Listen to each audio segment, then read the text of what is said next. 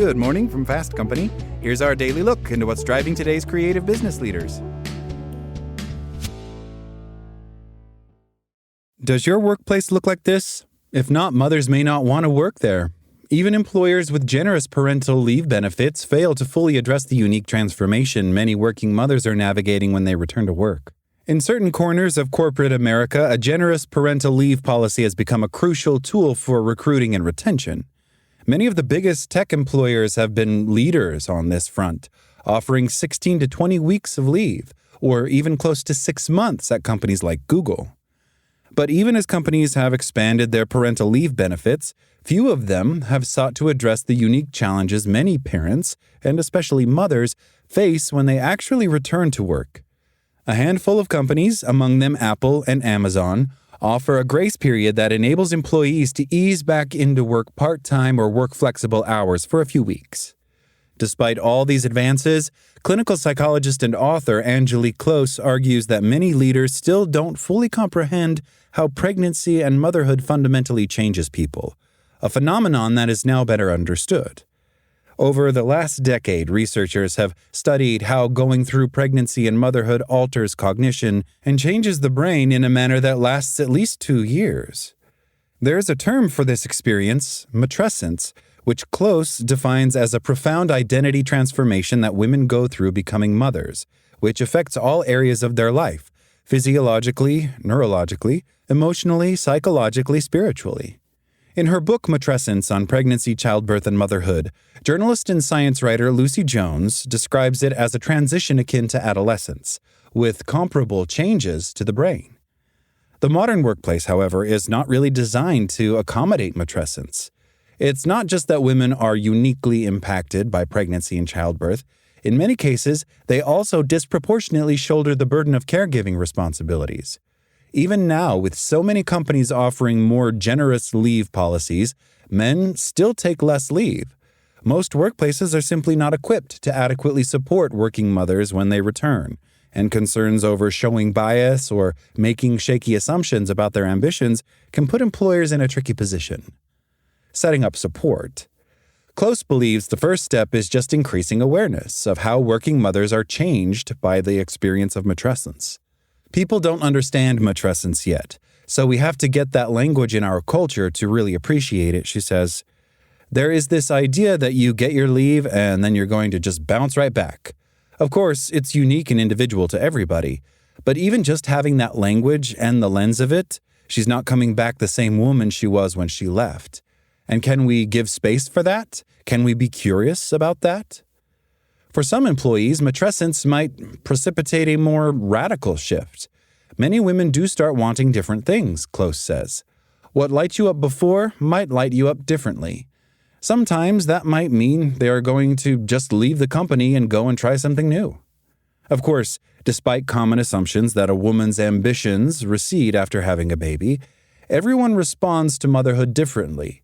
But Close says companies should be more open to the idea that something may have shifted, or at least give employees an opening to have a conversation about their priorities upon return, both what they might need as they reacclimate and how they hope to balance their ambitions alongside their caregiving responsibilities.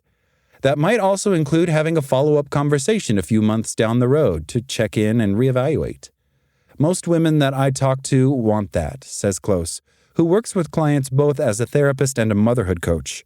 They are fulfilled in work. They don't want to stay at home. They want to find a way to integrate this and make it work. But because it's not understood in the workforce and in their organization, they aren't fully supported. Navigating a transformation. While parental leave policies and other caregiver benefits can amount to lip service at certain companies, it remains a crucial offering for many employees, as well as an opportunity for companies to talk about issues that might impact working parents. A company that wants to highlight the challenges faced by mothers returning to the workplace could, for example, bring in people to speak on the subject for a lunch and learn event.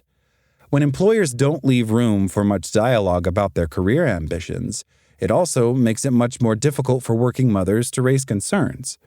If I'm not feeling supported, now I have to vocalize it, Close says. So the more that people understand, the safer it's going to be for a mom to have the confidence to say, I know it's not me and I'm not failing. This is what I need. In fact, companies should see this as an opportunity to cultivate loyalty and strong leadership skills. The experience of matrescence can be a real positive transformation for women, Close says, one that gives them greater clarity on their values and priorities. The juggling act of early motherhood enhances their ability to manage competing priorities in a way that can prove exceptionally useful in the workplace. She's now juggling many, many things in her whole body. Her physiology is managing that and developing it and getting good at it, she says. We're missing out on potential great leaders if they just feel unsupported and end up leaning out. The costs of failing to support.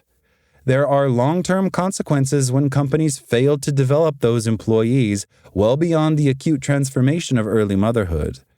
In their initial years of child rearing, working mothers may need more flexibility in their schedules and seek out greater work-life balance. But the motherhood penalty can affect how companies perceive these women further along in their careers, as their children grow older and they want to pour themselves into their work. There are a lot of women who are kind of at the later stages of motherhood, where they have a lot to offer, Close says. They have more energy, they have more space, and they have gained those skills. After all, there's a real cost when companies are unable to retain these workers. In the years since the pandemic, which drove many working mothers out of their jobs, the number of women in the workforce had surpassed pre-pandemic levels. But last year, that trend started to reverse.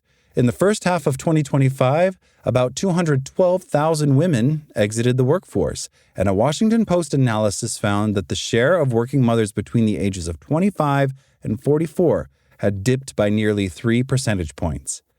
The December jobs report cemented this shift as 81,000 workers left the labor force, all of whom were women, according to the National Women's Law Center.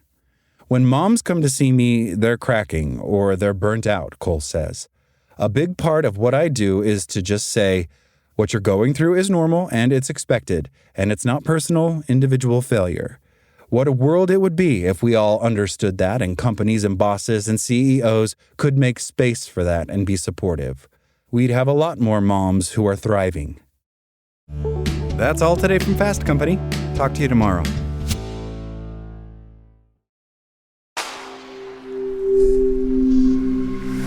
Spoken Layer.